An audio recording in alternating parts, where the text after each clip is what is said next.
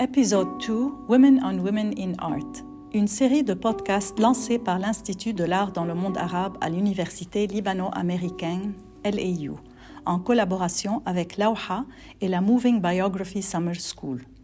Nous sommes aujourd'hui à l'atelier d'Yvette Ashar à Roumieh. Je suis Yasmine Tahan et j'ai le plaisir de vous présenter Greta Naufal et Yvette Ashar. Greta est une artiste libanaise née en 1955. Son travail couvre le dessin, la peinture, la lithographie, la gravure, l'installation et l'art vidéo. À l'Académie libanaise des beaux-arts, Alba, à Beyrouth, son apprentissage a commencé avec le peintre Gufder. Elle avait 15 ans dans ce temps-là. Plus tard, elle a rejoint l'université libanaise où elle a rencontré Yvette. Greta a enseigné l'art au Collège protestant français pendant une vingtaine d'années, pour marquer une génération dont je suis membre. Greta a reçu de nombreuses récompenses, dont le prix du jury du Salon d'automne du musée Sursock pour la peinture en 1995. Elle a été primée par l'Académie royale de Stockholm, en Suède. Actuellement, elle enseigne des cours de dessin et l'apprentissage de l'art à l'LAU à Beyrouth. Quant à Yvette Ashar, elle est peintre libanaise de l'art expressionniste abstrait. Elle est née à São Paulo, au Brésil, en 1928. Elle a étudié l'art à la fin des années 40 à l'Alba, où elle a plus tard enseigné pendant une vingtaine d'années. Elle a aussi enseigné à l'université libanaise. Elle a dirigé l'Association des peintres et sculpteurs libanais. Elle a tenu plusieurs expositions individuelles et collectives à Beyrouth, notamment à la galerie Janine Rebez et au musée Sursock.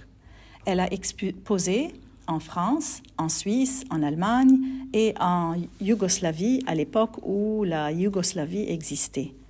Et elle a participé aux biennales de Paris, de São Paulo, d'Alexandrie et de Bagdad.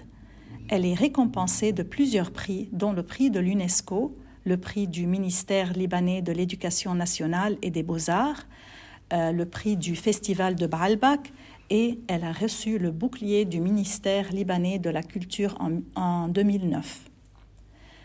La peinture pour moi, nous explique Yvette, est un processus de traduction de la réalité en sensation.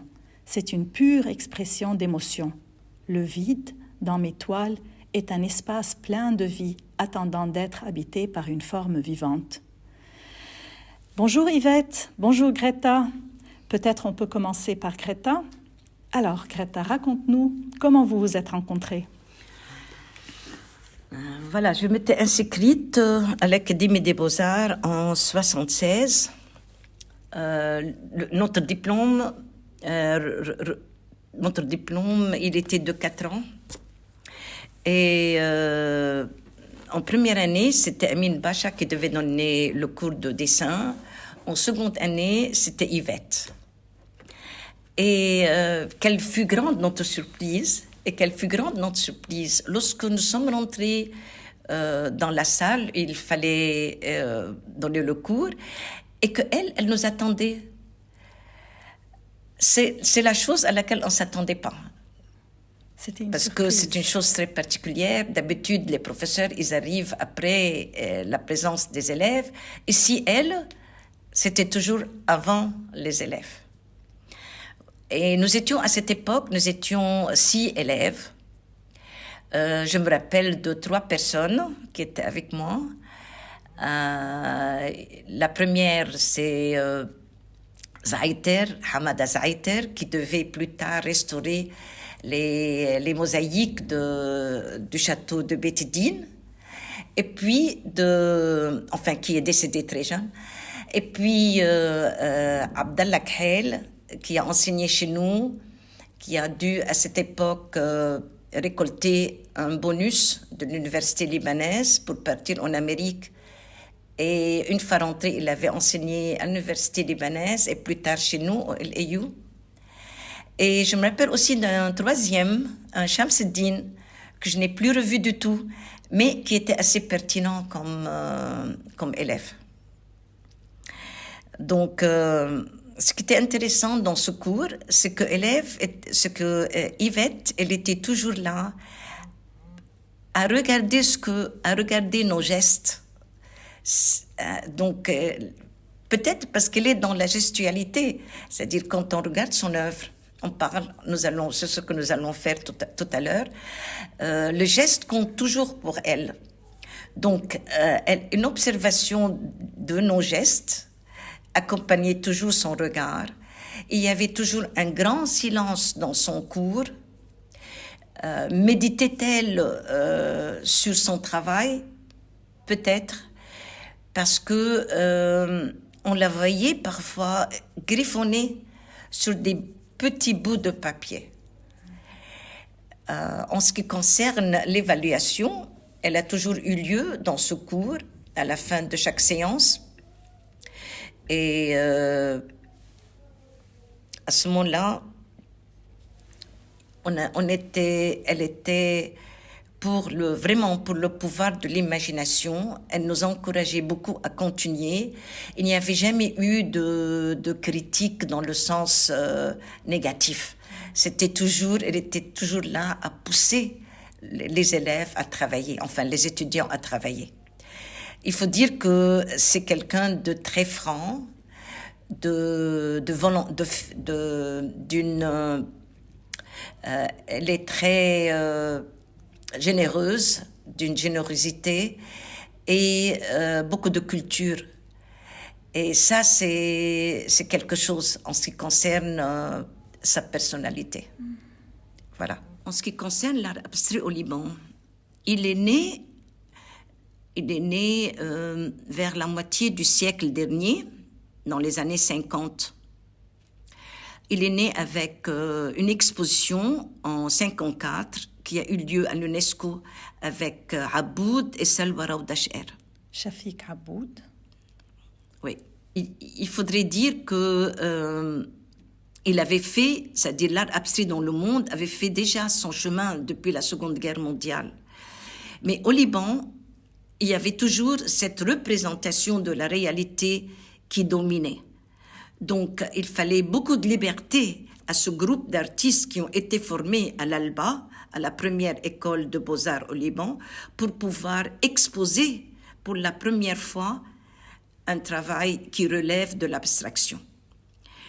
Mais en ce qui concerne l'abstraction, l'expressionnisme abstrait de Yvette, je dirais qu'elle fut une pionnière dans ce sens-là. Elle avait commencé vers les années 60. C'était un cheminement. Elle avait commencé par faire de l'art figuratif.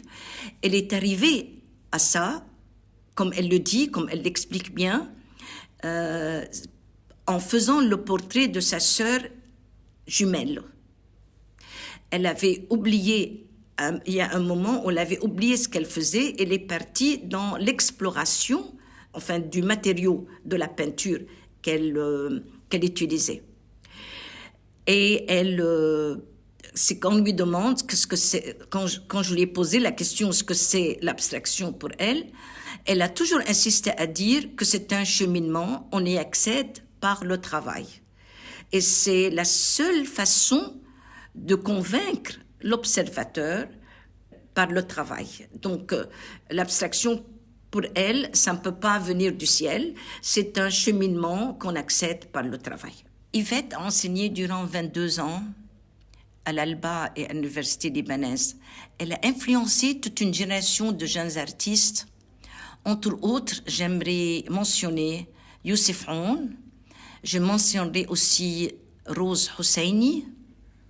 Je mentionnerai aussi d'autres artistes qui sont partis vers l'abstraction grâce à elle. Elle était pour le pouvoir illimité de l'imagination. Et elle n'avait aucune contrainte, devait arrêter l'artiste pour elle. Ce qu'il ressent, il doit le faire. Et ça, c'était une chose qui a réellement influencé aussi mon cheminement. En ce qui concerne son processus, il faut dire que Yvette, elle gratte la matière. La peinture chez elle, c'est une matière vivante. Elle dialogue avec la matière. D'ailleurs, quand tu lui as posé une question, quand est-ce qu'elle signait son travail, elle avait dit quand la toile ne parle plus. Donc, il y a un dialogue continuel qui se fait entre elle et la peinture qu'elle est en train d'exécuter. Pour cela, on peut dire, si on regarde de très près, elle gratte sa matière, elle la frotte, elle la brosse, elle l'efface et elle la réinscrit. Il y a comme une écriture qui revient sans cesse dans ses gestes picturaux. Elle peut aller jusqu'à gratter dans l'épaisseur de la couleur avec le bout d'un pinceau, gratter cette même matière. Donc, il y a une recherche qui se fait sur la matière chez elle, dont il faut être conscient. C'est pour ça, je dirais que c'est un bonheur que d'avoir une de ses œuvres, parce que l'énergie vitale qui régit son œuvre peut nous être, à son tour, à notre tour, elle peut nous être communiquée. Donc, Yvette, elle va jusqu'à explorer toutes les possibilités du relief et du mouvement dans son travail, sans restriction. Sa peinture, comme on avait dit auparavant, c'est une trace d'une énergie vitale. Elle conçoit dense et c'est son œuvre pour excéder le 1 mètre, ce qui est surprenant parce qu'elle était petite de taille. Et un escabeau était toujours là, à côté d'elle, pour pouvoir accéder à l'espace de sa toile qui pouvait excéder le 1,5 mètre, aller jusqu'à 1,5 mètre et plus parfois. Sa toile, un champ, comme je l'ai déjà dit, où se déroule une action intégrale, mais le hasard est toujours là. Elle commence par... C'est-à-dire, c'est comme une sorte de magnétisme qui fait qu'elle a sa peinture, c'est-à-dire la peinture est avec elle, la gestualité est là. Quand je parle de gestualité, il y a aussi le hasard qui fait partie. Mais plus tard, tout est contrôlé. Elle, la manière d'attaquer les couleurs n'est pas violente. On lui avait déjà dit une fois que sa manière était violente. Elle a riposté que non, ce n'est pas de la violence. On ne peut pas parler de la violence chez elle. C'est plutôt de la force. C'est une force qui régit sa manière d'attaquer les couleurs. Ce n'est jamais de la violence. Elle parle aussi dans des conversations, parce qu'on a beaucoup écrit d'elle, il y a beaucoup de textes sur son travail. En attendant qu'un livre soit publié un jour, elle parle des textures de la matière. En fait, elle utilise la matière qui est la peinture, mais elle va jusqu'à créer des textures à l'intérieur de cette matière, qui est une recherche, qui est le résultat de recherches très longues et d'une méditation vraiment très poussée. Merci Greta, merci Yvette et je remercie le public pour nous avoir écoutés. À bientôt.